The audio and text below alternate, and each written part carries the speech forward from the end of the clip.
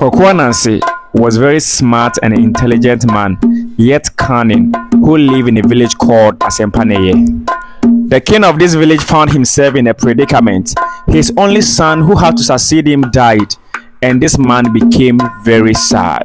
So he became worried for many days because he had no other child to take over the throne when he is no more. So in order for him to secure the throne, he decided to get a wise man from the same village who could succeed him when he is no more. So in order for him to get the wise man from his people, he summoned all his people one day and asked who could take this maize from him and exchange for a human being from different village for a price. All the people became very quiet because this was a very difficult task for them. They asked themselves, how could somebody use a maize to get a human being? How possible? And even apart from that, all the nearby villages were their enemies. So how could this be possible? They asked themselves these questions.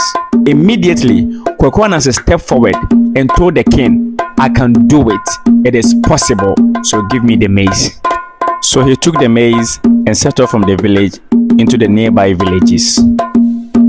Kwaku Ananse deliberately got into the village at night and entered into one house where they were doing poultry farm. He went to the man, greeted, and begged him for a shelter for the night. And he told the man that he is a traveler. He is going into the next village, but since it is night, he will be glad to sleep here so that the next morning he will continue his journey.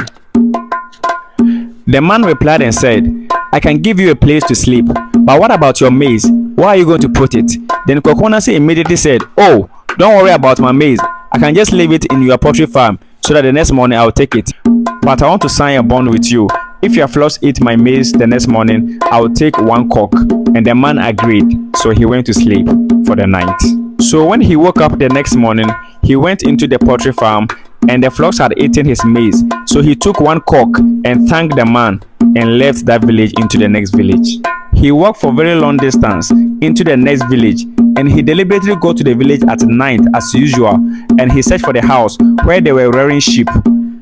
When he got to the house, he greeted the man and begged him for shelter for the night and told him the same story that he's a traveler, but he got here at night so he'll be glad to sleep here for the night so the next morning he can continue his journey.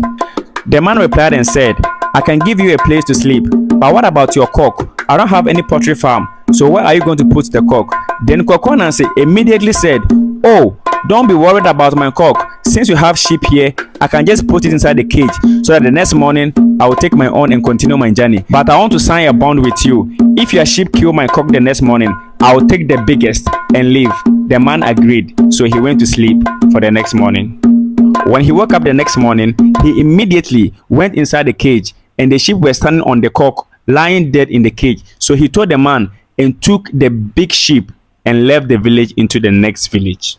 So he continued his journey into the next village and he deliberately got to the village at night as usual and he searched for a house where they were rearing cows and bulls.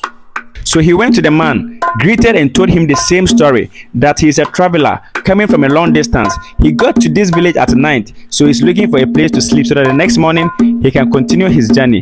The man replied and said, I can give you a place to sleep, but I don't have a cage for sheep. So where is this sheep going to sleep? Kwaku Ananse immediately said, oh, don't be worried about my sheep. Since you have cows and bulls here, I can put it inside the cage so that the next morning I will take it and continue my journey. The man agreed and Kwaku Ananse added, I want to sign a bond with you. If your cows and bulls kill my sheep, I will take the biggest and continue my journey the next morning. So the man agreed. So he went to sleep for the next morning. The next morning when he woke up, he went inside the cage and found his sheep lying dead. So he went and told the man that your head had killed my sheep.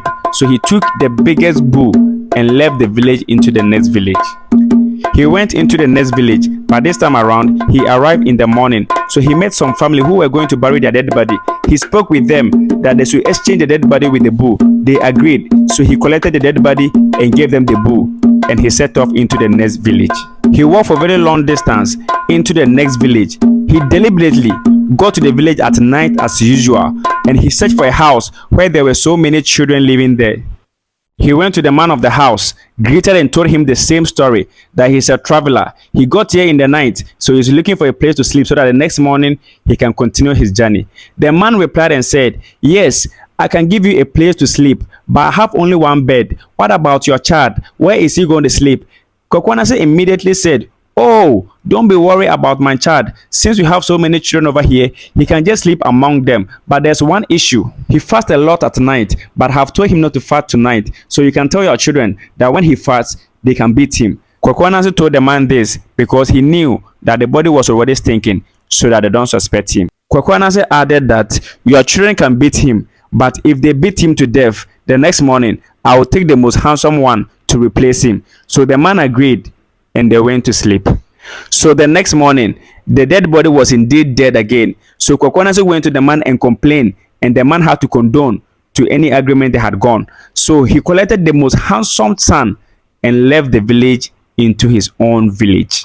When he got to his own village, the king invited all his people into the palace and asked Kwaku Ananse to deliver his mission if he is done. So Kwaku Ananse brought out the child, and everybody in the palace was very surprised, including the king. They were surprised about how he was able to use common maize to exchange for a human being that is alive. So the king told Kwaku Ananse, tell us, how did you do it? How was it possible?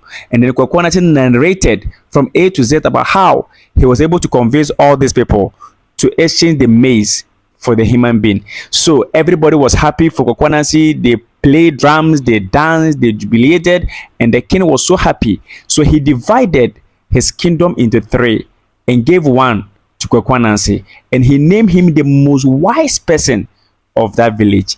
So that is how the story went. Thank you very much for staying connected. My name is TS Osei. Don't forget to subscribe to my channel so that you don't miss my next video.